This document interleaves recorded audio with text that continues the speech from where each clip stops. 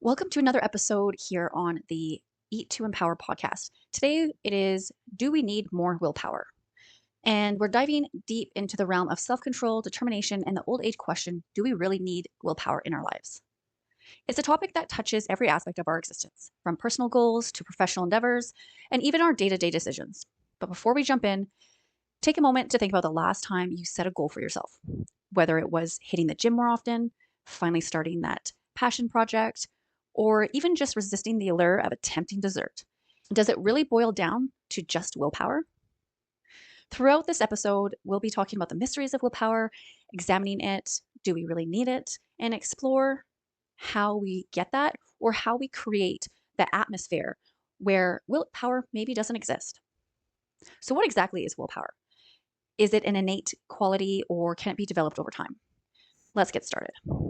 How do we live in a world that does not have willpower? We have to make sure that our environment supports your goals. What do you do when you first get into a car? Hopefully, you put your seatbelt on. You know that if you were to hit something at full speed, you couldn't possibly brace yourself against the dashboard enough to save yourself. You're going too fast, and the force is too strong. Without that seatbelt, a crash would not end well. It would probably be painful. So, no problem. You click the seatbelt and forget about it. You go on your merry way, safely, soundly, not worrying about if you suddenly get into a crash, what you're going to do. The same idea applies to your daily practices in nutrition. It's common to live life at full speed, whizzing through decision after decision after decision. We're busy, we're tired, we're rushed. We're focused on layers and layers of responsibilities: work, kids, school, traffic, that email from your boss, or managing your own company. There's an endless list of potential worries to be filing and settling. The worries and responsibilities fight for attention. It's like that scenery zipping past our car as we navigate the madness of highway traffic. After making decisions like crazy, at the end of the day, our brains are exhausted. That feeling of a mad rush of responsibilities can often be when we feel like we lose control, we're drifting lanes, veering off the road onto the rumble strips. That's pretty normal. So we might feel like we need more willpower in order to change or to maintain healthy practices. Although willpower and motivation are great things, a trusted safety system is more reliable than willpower. A trusted safety system comes in the form of daily routines in your environment, what I also call your foundational habits. Often decisions are dictated by the environment and have a lot less to do with willpower. If food is around you, you'll probably eat it. That can work in your favor if healthy food is nearby and easy to prep, but it can also work against you if there's less nutritious food within arm's reach. So how do we make it easier by using our surroundings to our advantage? Creating a similar quote unquote safety system, just as we do with our seatbelt, we click it and we're done. The same thing we need to do with our habits and nutrition. We need to create surroundings that make it easy for the choices that support our goals without having to think too much about any other option. A couple examples of what we can do are keeping healthy food nearby, so that is way more convenient. Making it easier to make those healthy choices that align with your goals. Having ready-to-go fruits and vegetables on hand, such as baby carrots, cherry tomatoes, celery, cucumber, snap peas, bananas, apples, oranges, grapes, you name it. Packing your workout clothes the night before, so in the morning it's just a grab and go. Preparing your meals in advance is one of the best things that you can do to set yourself up for success. When you go to work and you have those prepared meals for you, you don't have to think about it. You don't have to stress about it. All you do is grab your meal and eat it when it's time to eat. Same with those snacks. When you have them on hand, you're more likely to grab those snacks than leaving your place of work to go somewhere else to get something to eat. Those are already convenient. Your meals are ready, they're prepared, and they're right there for you. That is convenient. Thinking about what you're like when you get home after work. Are you tired? You're exhausted. You probably don't want to have to think about what you're making for dinner, let alone preparing dinner for half an hour, 45 minutes. And preparing yourself for dinners.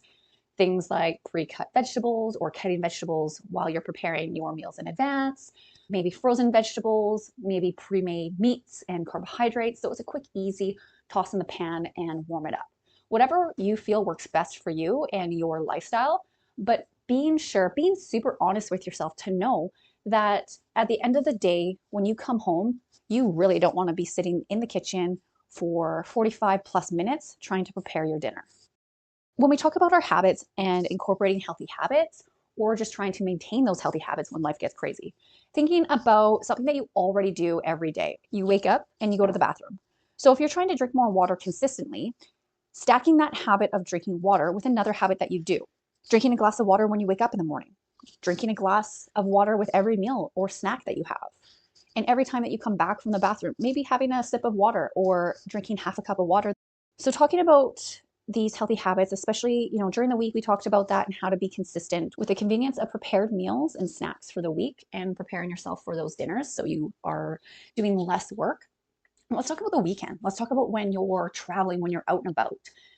When you know that you're going to be out of the house for such a long duration of time, what can you do to make sure that you're not hitting up a drive-through, hitting up something fast and convenient, or you're so hungry that when you get home, you just eat as much food as you can, whatever is at your arm's length.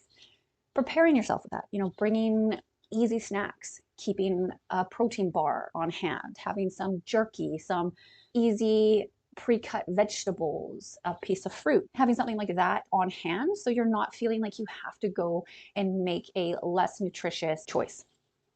When you look for ways to make things easier, or when you do make it more convenient to make healthy choices, you're more likely to continue to make those healthy choices than feeling like you're taking a step backwards and maybe not making the choices you want, or maybe making the choices that don't align with your goal. The biggest thing that I can say is keep paying attention to your environment and pay attention to certain things that come up. If you know on the weekend you tend to eat less often than you do when you're at work and you're in a routine. So making sure that you are having larger quantities at each of those meals so you don't feel super snacky when it comes to the end of the day because you haven't eaten very much food. The best thing you can do in order to make changes and to refine things to be a little bit better is to observe. Observe yourself in certain environments, observe yourself around certain people, and really understanding how you feel and how those decisions make you feel. So at the end of the day, do we need more willpower? Nope.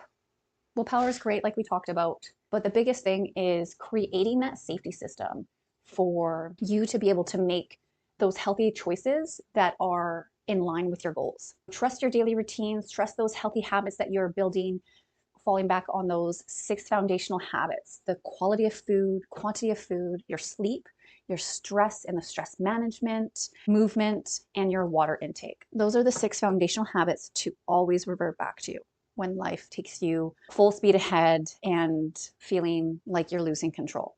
Keep it simple, build that confidence, and just keep improving week by week. Until next time, hopefully it's not a couple months away. Take care. We'll talk soon.